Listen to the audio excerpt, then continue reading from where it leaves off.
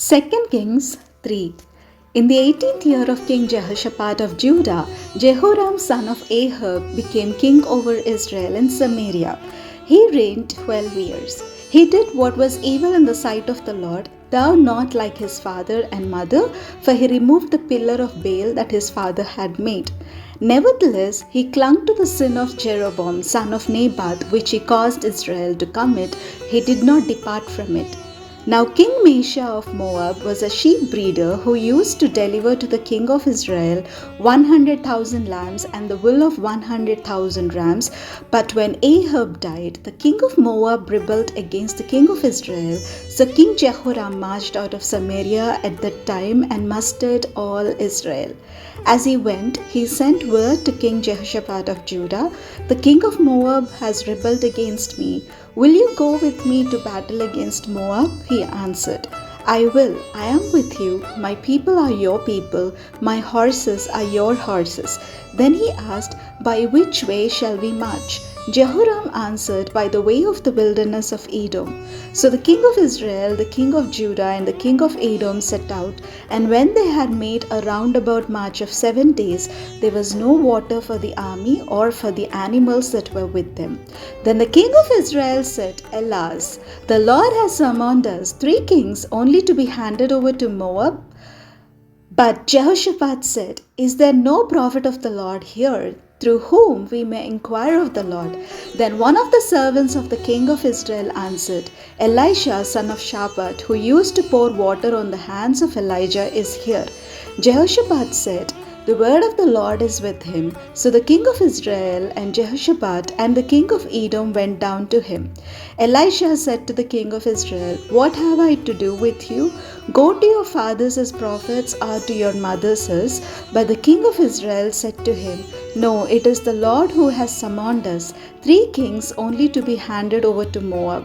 Elisha said, "As the Lord of hosts lives, whom I serve, were it not that I have regard for King Jehoshaphat of Judah, I would give you neither a look nor a glance, but get me a musician." And then, while the musician was playing, the power of the Lord came on him, and he said, "Thus says the Lord, I will make this wadi full of pools. For thus says the Lord, you shall see neither wind nor rain, but the wadi shall be filled with water, so that you shall drink, you, your cattle, and your animals. This is only a trifle in the sight of the Lord, for he will also hand Moab over to you. You shall conquer every fortified city and every choice city. Every good tree you shall fell, all springs of water you shall stop up, and every good piece of land you shall ruin with stones." The next day, about the time of the morning offering, suddenly water began to flow from the direction of Edom until the country was filled with water. When all the Moabites heard that the kings had come up to fight against them, all who were able to put on armor, from the youngest to the oldest, were called out and were drawn up at the frontier. When they rose early in the morning and the sun shone upon the water, the Moabites saw the water opposite them as red as blood. They said, "This is blood. The kings must have fought together and killed one another. Now then, Moab to the spoil." But when they came to the camp of Israel, the Israelites rose up and attacked the Moabites who fled before them. As they entered Moab, they continued the attack. The cities they overturned, and on every good piece of land everyone threw a stone until it was covered. Every spring of water they stopped up, and every good tree they felled. Only at Kir Hareseth did the stone walls remain, until the slingers surrounded and attacked it. When the king of Moab saw that the battle was going against him, he took with him 700 swordsmen to break through opposite the king of Edom, but they could not. Then he took his firstborn son who was to succeed him and offered him as a burnt offering on the wall. And great wrath came upon Israel, so they withdrew from him and returned to their own land. 2 Kings 4. Now the wife of a member of the company of prophets cried to Elisha, "Your servant, my husband, is dead, and you know that your servant feared the Lord, but a creditor has come to take my 2 children as slaves." Elisha said to her, "What shall I do for you? Tell me, what do you have in the house?" She answered, "Your servant has nothing in the house except a jar of oil." He said, Go outside, borrow vessels from all your neighbors, empty vessels and not just a few. Then go in and shut the door behind you and your children and start pouring into all these vessels. When each is full, set it aside." So she left him and shut the door behind her and her children. They kept bringing vessels to her and she kept pouring. When the vessels were full, she said to her son, "Bring me another vessel." But he said to her, "There are no more." Then the oil stopped flowing. She came and told the man of God, and he said, "Go, sell the oil and pay your debts, and you and your children can live on the rest." One day, Elisha was passing through Shunem, where a wealthy woman lived who urged him to have a meal. So whenever he passed that way, he would stop there for a meal. She said to her husband, "Look, I am sure that this man who regularly passes our way is a holy man of God. Let us make a small roof chamber with walls and put there for him a bed, a table, a chair, and a lamp, so that he can stay there whenever he comes to us."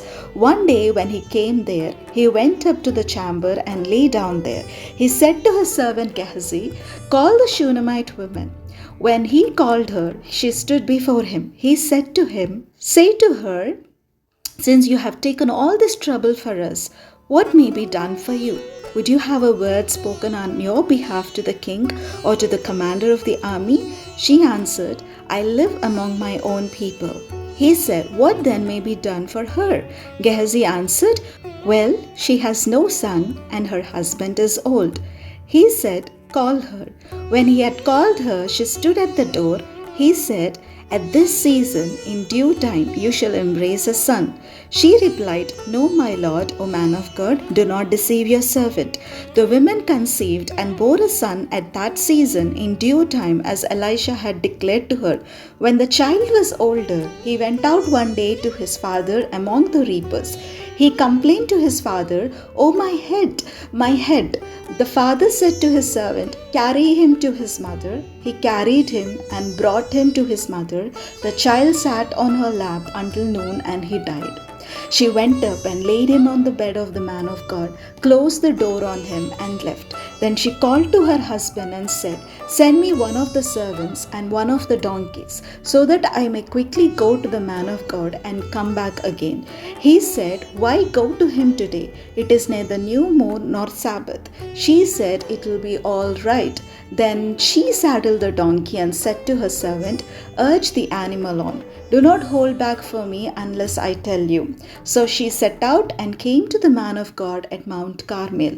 When the man of God saw her coming, he sent to Gehazi his servant, "Look, there is the Shunammite woman.